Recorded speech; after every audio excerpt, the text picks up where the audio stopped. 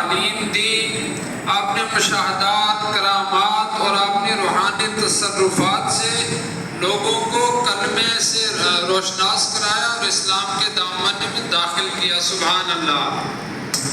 ہم اور ہماری آنے والی نسلیں جب تک یہ سرزمین ہندوستان یا بر صغیر قائم و دائم ہے، خواجہ غریب نواز کا احسان کبھی بھی بھول نہیں سکتے۔ ایک ہوتا ہے کہ انسان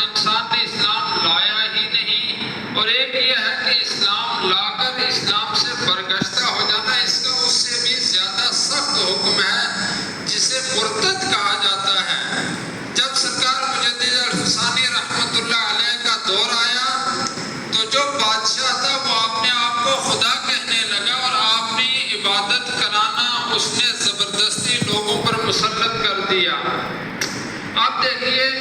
مجدد پاک کو جو اللہ تعالیٰ نے روحانی طاقت و قوت عطا فرمائی، ایک طرف مجدد پاک ہے اور ایک طرف بادشاہ ہے، اس کے پاس فوج کی طاقت ہے، پولیس کی طاقت ہے، سیم و زر کی طاقت ہے۔ غرض ہے کہ ایک ملک اور ایک بادشاہت چلانے کے لیے جتنی طاقتیں ہو سکتی ہیں وہ سب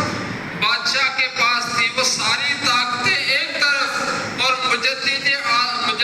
پاک ایک طرف، لیکن تاریخ گواہ ہے کہ طاقت کی بنیاد پر نہیں، سیم و زر کی بنیاد پر نہیں، بادشاہت کی بنیاد پر نہیں، بلکہ روحانی طاقت و قوت کی بنیاد پر جو آقا کریم کا پیغام مجدد پاک نے پھیلایا وہ آج تک زندہ ہے۔ اور میں دعوے سے کہتا ہوں کہ جب تک اس روئے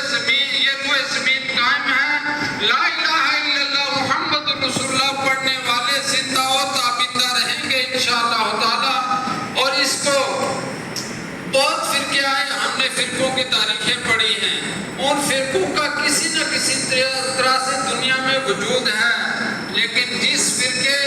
دین الہی کا مقابلہ مجدد الفسانی نے کیا، اللہ تعالیٰ نے اسے نیست و نابود کر دیا، اب اس کا روئے زمین پر کوئی وجود نہیں رہا۔ اور تیسری شخصیت ہے امام اہل سنت اعلیٰ حضرت فاضل بریلوی کی۔ خواجہ غریب نواز نے ہمیں اور آپ کو، ہمارے پشتوں کو،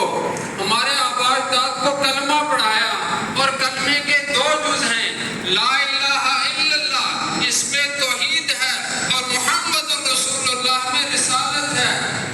سرکار خواجہ غریب نواز نے یہ کلمہ پڑھایا، اسلام کے دامن میں داخل کیا، لیکن ان دونوں جز کا تحفظ جب ہوا، جب توحید پر انگلیاں اٹھائی گئی، طاقت و قوت سے توحید کو مسمار کرنے کی کوشش کی گئی، تو امام ربانی سینہ سپر ہو کر مقابلہ کرنے لگے اور انہوں نے توحید کو زندہ کیا۔ اور جب اسی سرزمین ہندوستان کے کسی علاقے سے جس کا نام لینا مناسب نہیں، وہاں رسول گرامی صلی اللہ علیہ وسلم کی ذات پر جب انگشت نمائی کی جانے لگی اور یہ کہا جانے لگا کہ محمد اور علی جس کا نام ہے، نعوذ باللہ، وہ کسی چیز کا مالک و مختار نہیں، تو اس وقت رسالت کے تحفظ کے لیے امام اہل سنت امام احمد رضا خان رضی اللہ تعالیٰ عنہ سینہ سپر ہو کر انہوں نے رسالت کا تحفظ کیا۔ اور اللہ کا شکر ہے کہ آج بھی اہل سنت و جماعت کے پاس توحید کی دولت بھی ہے، رسالت کی دولت بھی ہے، اور کلمہ طیبہ کی دولت بھی ہے۔ یہ دولت وہ دولت ہے،